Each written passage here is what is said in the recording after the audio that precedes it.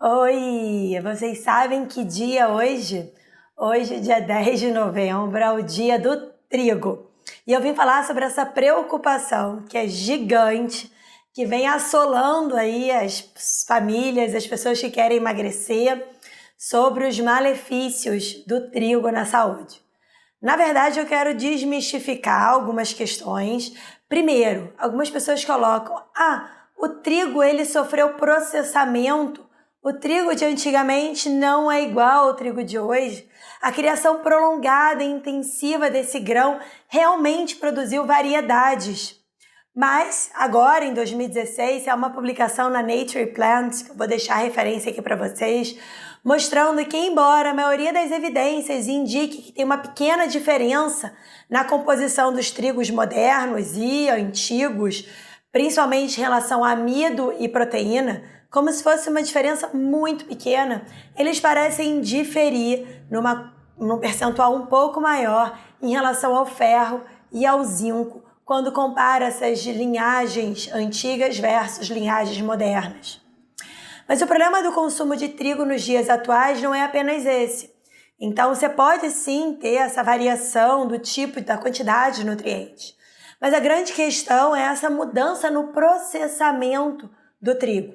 Então, quando você compara, por exemplo, a farinha de trigo integral, ela tem de 10 a 15% de fibra, versus uma quantidade de 2 a 3% quando você compara a farinha processada ou a farinha branca. Outro ponto que também é importante e que traz uma grande diferença é em relação ao tipo de fermentação desse pão. Hoje a gente sabe que o pão de fermentação natural, ele acaba garantindo uma qualidade superior desse pão quando comparado ao pão que tem a fermentação que não é com o fermento natural, né? Que é o pão de mercado, que é o famoso pãozinho da padaria, o pãozinho francês. Então aqui eu estou trazendo dois conceitos importantes que a gente pode intervir hoje. Primeiro, usar esse pão de preferência de farinha integral e de fermentação natural. Tem alguns estudos apontando sobre uma qualidade nutricional maior nesse pão levain, nesse pão de fermentação natural.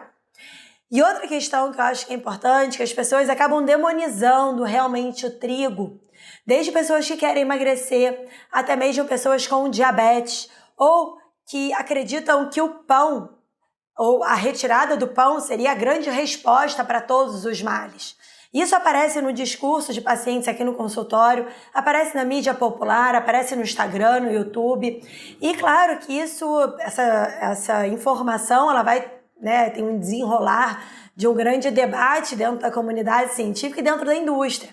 E aí eu quero trazer um outro ponto que eu considero muito importante, que as pessoas, ao retirarem o trigo da alimentação ou ao substituírem versões regulares de alguns produtos pela versão sem glúten, né? Como se ele fosse o grande, produto inflamatório e alergênico, a indústria acaba substituindo a farinha de trigo, muitas vezes integral, por uma farinha de arroz.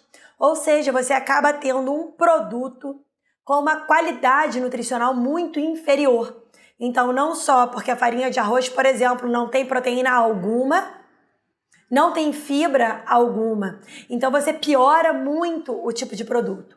Além de outras questões, presença de fitoquímicos, complexo B, que o trigo tem em grande quantidade.